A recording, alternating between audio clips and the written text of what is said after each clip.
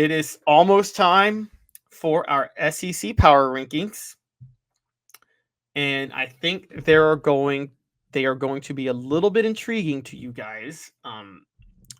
They're not going to be the prettiest power rankings, I'll tell you that, because there's just a lot that we have to figure out. However, I think it's very clear that everything about the SEC right now is unpredictable. Now, I'm going to talk about how I do my top 10 in a minute. I do my SEC power rankings a little differently. My top 10 is only, like, my pure top 10 would be how I would do a college football playoff ranking. How do I do that? I don't do body of work. I mean, I only do body of work. I don't do what I think the better teams are. I do the best team. I mean, I do the record and the schedule strength. I don't go schedule strength early on, though, for top 10, which I'll get to, because every team is usually 0, 250, 500, 750, 1,000. I mean, it's like, I'm sorry, every team is 0, 500, or 1,000. That's all they're batting. It's 0, 500, or 1,000. And if you beat a team, that team's already going to be 500. So it's almost impossible to use schedule strength. So I just basically do by tiers over, did you beat a Power 5, a Power 4 school, and did you win on the road or at home? And what's the record of that Power 4 school? So it's very, very, very, very limited on what I could do with my power rankings. I take those things into account, and I also take how you're playing into account as well. And I'm not going to get fooled. Now, Vegas doesn't get fooled, and you're supposed to do power rankings with how Vegas would do them, which is they don't get totally fooled. Like, they're not, for instance, Georgia has looked ugly the last 2 weeks. Tennessee's looked better. You're still not going to favor Tennessee over Georgia on a neutral field, and Vegas is not doing that. I'm not basing my power rankings. I would do my power rankings like that in late October. I'm not doing that in early September, though, because I still somewhat like to pretend as if last season did not happen at all. So that's how I'm setting this up. That's how I'm doing my SEC power rankings, and we're going to separate them by tiers. And the tiers are this, okay? In serious trouble, tier 4. Don't know anything yet, tier 3. Could be good, could be bad. I'm sorry, tier 4. Don't know anything yet. Looking good. Or how about this? Tier 4, don't know anything yet. In good shape. And then elite. Yes, I'm going to go elite for now. Will be how I say it. Elite for now will be my 4 tiers. And again, this is based on how you were playing at the time of this. So again, Dave having to take care of a couple things today, so I got to do my Cooper Mays impression, and I apologize to you guys up front who don't like it, but this is just how I roll. So without the soundboard, here we go. Cooper Mays here. Hit like and subscribe. And for those who don't know, again, who are new to the show, I do that whenever Dave's not on, because I don't have the soundboard, and Cooper Mays tees us off for 4 downs. By the way, 4 downs brought to you by Ted Russell Ford Lincoln, your home for the finest vehicles in Knoxville, new and used, East Tennessee's largest Ford and Lincoln volume dealer. Coop here, first down. In trouble. Kentucky at number 16, Florida at number 15. I realize Kentucky played Ole Miss tough. I don't care. Honestly, I really don't care. Kentucky lost at home a week after they lost 20. They barely beat Toledo 24-16. Mark Stoops' program is in serious, dire straits. And that was shown last Saturday. Maybe they'll get better over time, but I don't think there's much to celebrate about covering at home against Ole Miss when the week before you only beat Toledo by 8. Kentucky belongs at number 16. But at number 15, and who has the case to be number 16, is Florida. Florida has a strong case. I would still pick Florida on a neutral field over Kentucky, and I don't think South Florida at home is a bad loss overall. It is if you're Florida. I'm not changing that. And Billy Napier's in serious trouble, which I'll get to. But I do think that's enough. Keeping it close is enough to say, as of right now, they are better than Kentucky.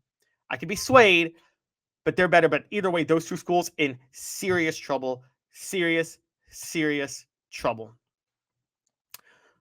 Cooper Mays here. Second down. Thank you, Coop. Schools in good shape.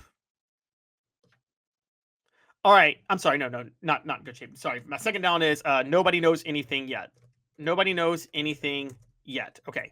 That's my next one, is nobody knows anything yet. Now, there are 4 schools in this one. Actually, 5. I'm going to put 5 in this one. Okay. Oh, no, I'm going to go higher. I'm going to go 6. Okay. So there's 6 schools in this one, okay? These schools could be good, could be bad, but they certainly have a lot more to prove. Now, number 14 in my SEC power rankings after last week's slate of games is going to be Texas A&M. Look, they're 2-0, but they have failed to cover against 2 group of 5 schools.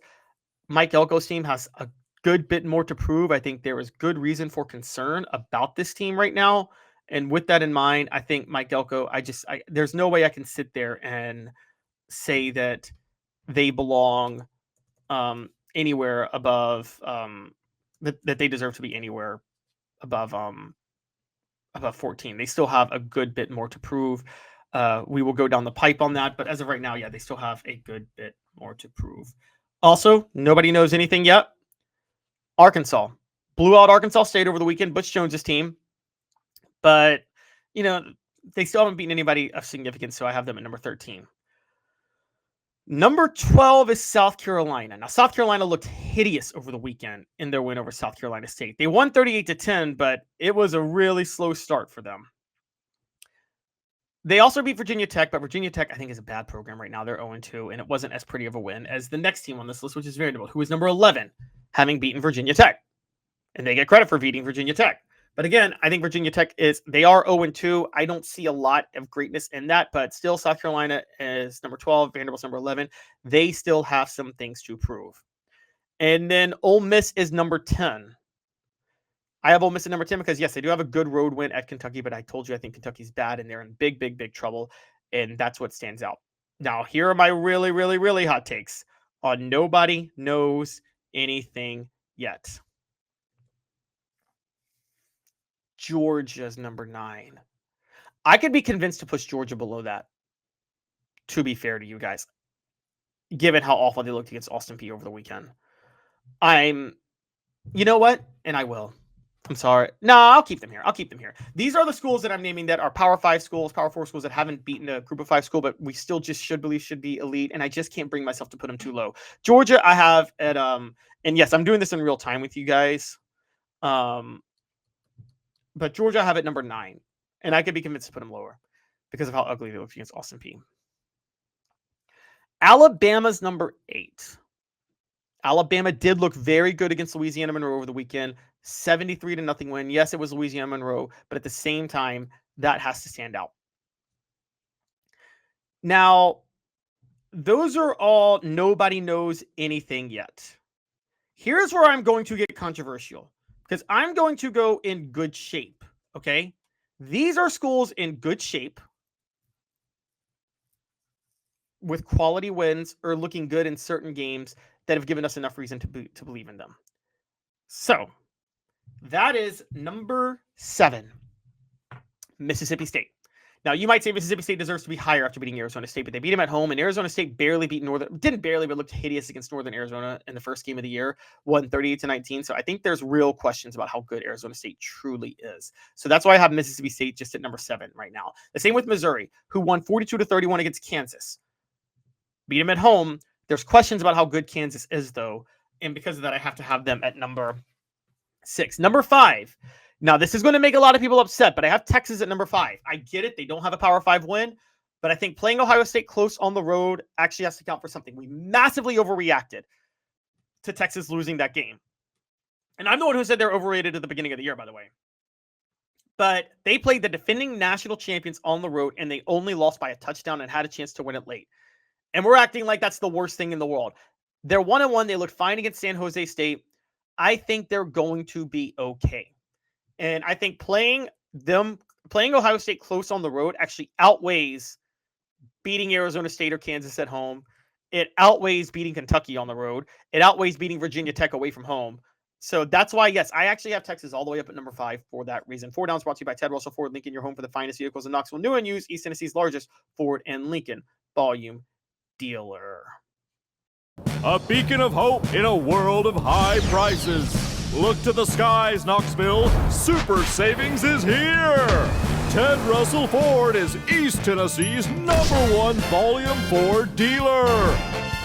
Right now, get 0% APR, 0 down, and 0 payments for 90 days on select models, plus 2 years complimentary maintenance. Come see the super dealer today at either Ted Russell Ford location, Parkside Drive, or Kingston Pike.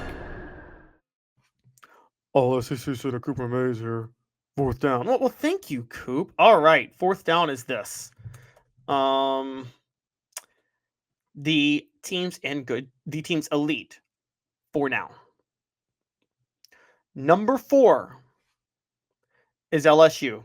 Now, LSU has a road win over a Power 5 school, should be higher. My problem with LSU, as of right now, is I can't look past that win over the weekend over Louisiana Tech. They just look so hideous.